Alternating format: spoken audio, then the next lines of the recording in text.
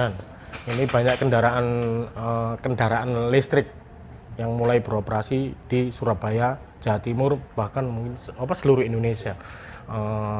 Mungkin ada regulasi sendiri dari Kakor Lantas.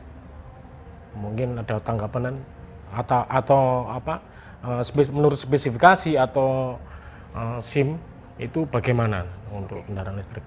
Baik, memang fenomena kendaraan listrik ini sekarang merupakan fenomena baru yang cukup menarik untuk dibahas.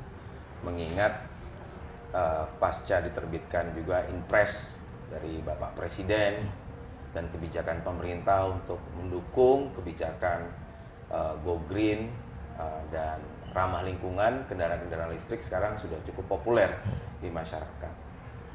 Bahkan Bapak Presiden meminta seluruh instansi pemerintahan lembaga, baik itu TNI Polri, pemerintah daerah juga untuk mulai mensosialisasikan dan mengoptimalkan kendaraan listrik sebagai kendaraan dinas.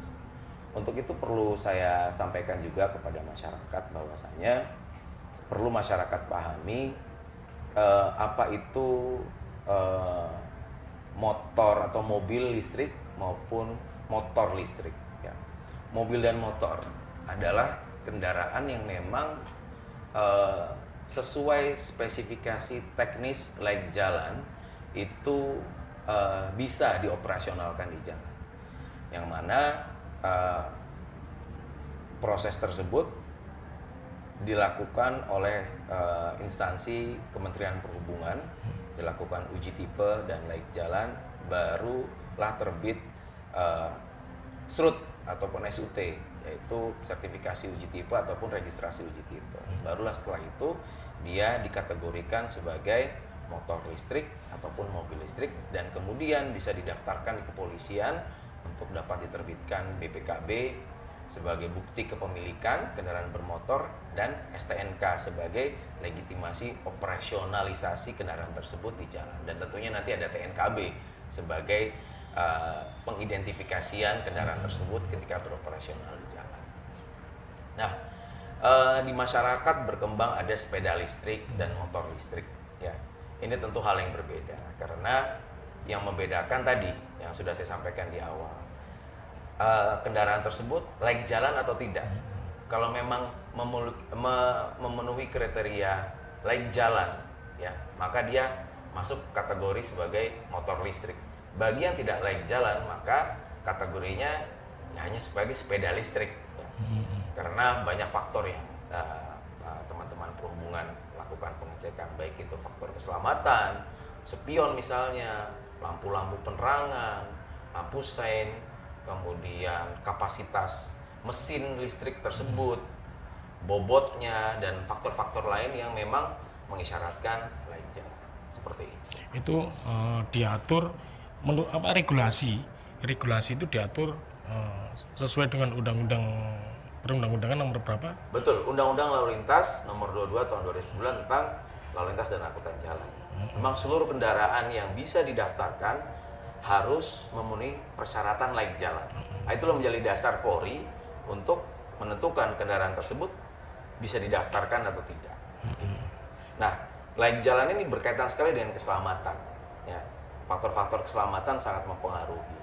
Sebagai contoh, apabila sebuah kendaraan tersebut masuk di ruas jalan yang sama, mereka berdampingan, ada mobil, ada sepeda motor.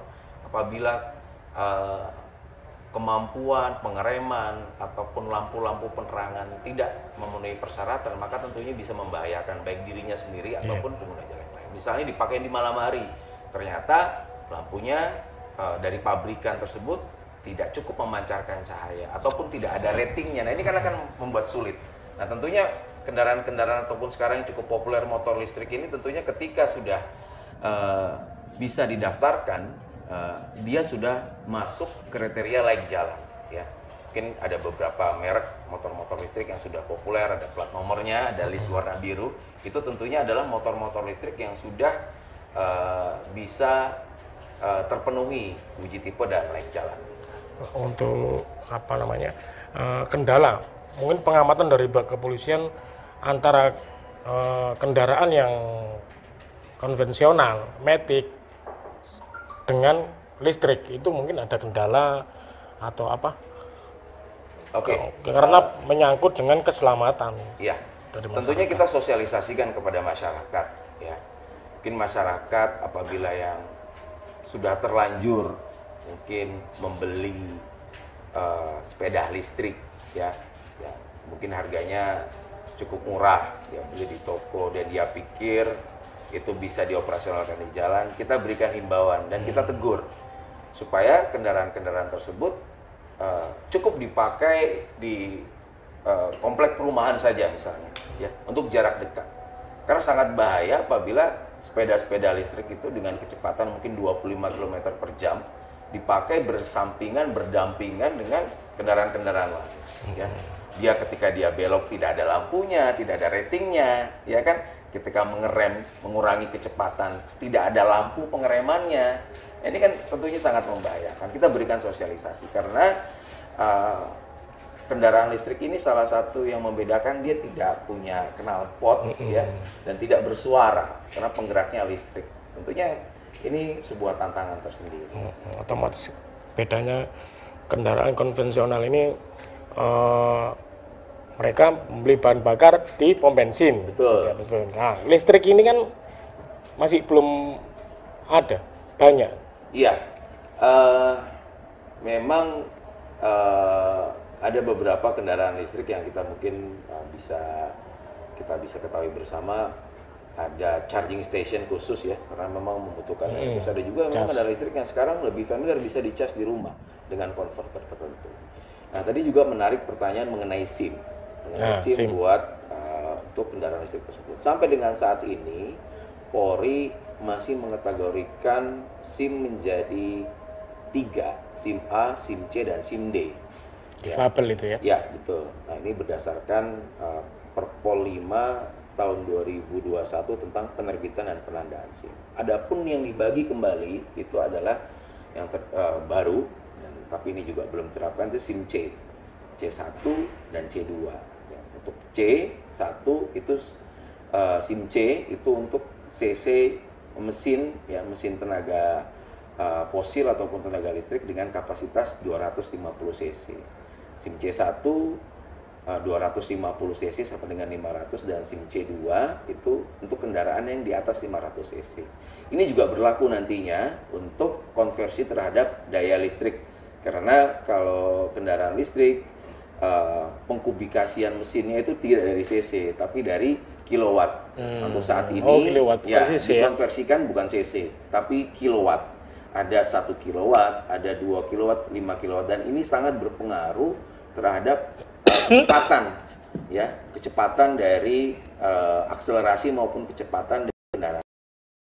Namun masyarakat tidak usah khawatir, untuk saat ini penggunaan SIM C tersebut kita masih menunggu petunjuk Korlantas untuk penerapan dan pembagiannya, sehingga apabila punya motor listrik bisa menggunakan SIM C.